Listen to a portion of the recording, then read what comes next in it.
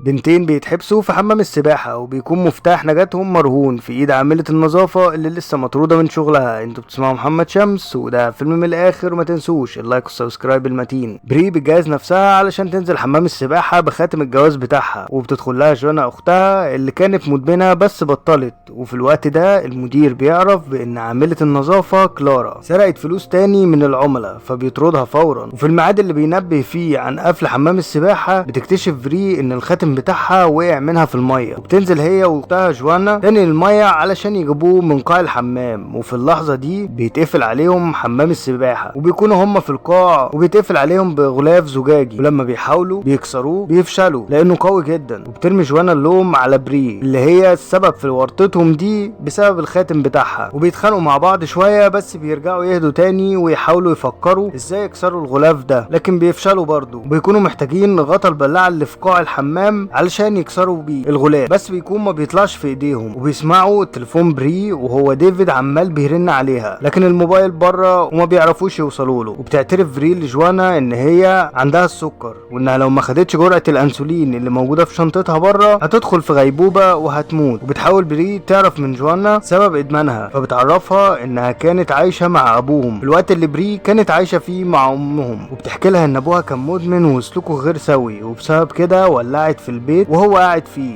علشان يموت على ايديها. وبترجع كلارا علشان تغير هدومها، بس بتسمع البنتين في حمام السباحة وهم كمان بيسمعوها، لكنها بتروح تطفي الكاميرات وتسرق شنطة بري، وبتهددهم انها لازم يقولوا لها على الباسورد بتاع الفيزا والا هتسيبهم هنا لمدة ال3 ايام، وهي مدة قفل حمام السباحة. فبتقول لها بري على الباسورد وبتمشي علشان تسحب الفلوس وتقول لهم هرجع لكم تاني لما اسحبها. وبتتعب بري جدا في الوقت ده بسبب مرضها، لكن كلارا لما ترجع بتعرفهم ان البطاقة ما فيهاش غير مبلغ قليل، وان هي عندها ديون واولاد وعايزة مبلغ اكبر. وبترفض طلب جوانا انها حتى تديهم حقنة الانسولين عشان تنقذ بيها اختها بري، وبتخدعها جوانا وبتضربها في دماغها من الفتحة الصغيرة وبتعورها في دماغها، لكنها بتنتقم منهم وبتفتح عليهم الكلور في الحمام لمدة دقايق، وبتقفل تاني لما تحس ان هم هيموتوا. وبتقلع بري الخاتم بتاعها علشان تسيبه لها وتفتح لهم الغلاف ويمشوا، لكنها بتاخده وبتمشي هي. ولما بتعرف كلارا ان خطيب بري بلغ الشرطة بترجع وبتكون مرعوبة جدا، وبتكون عايزة تفتح الغطا لكن الباسورد بيكون غيره المدير، فبتقرر ان هي تسيبهم وتمشي، وبتقول ان هم كده كده هيموتوا لوحدهم. وبتنزل في الوقت ده جوانا للقاع وبتحاول تفك غطا البلاعة باي طريقة، وبتنجح المرة دي فعلا، بس بري بتكون دخلت في غيبوبة السكر ونزلت في المية، بس بتنعشها جوانا وبتفوق على ايديها، وبتكسر بعدها الغلاف في غطا البلاعة وبتتعور في ايديها وهي بتوسع الفتحة دي، وبيقدروا الاتنين يطلعوا.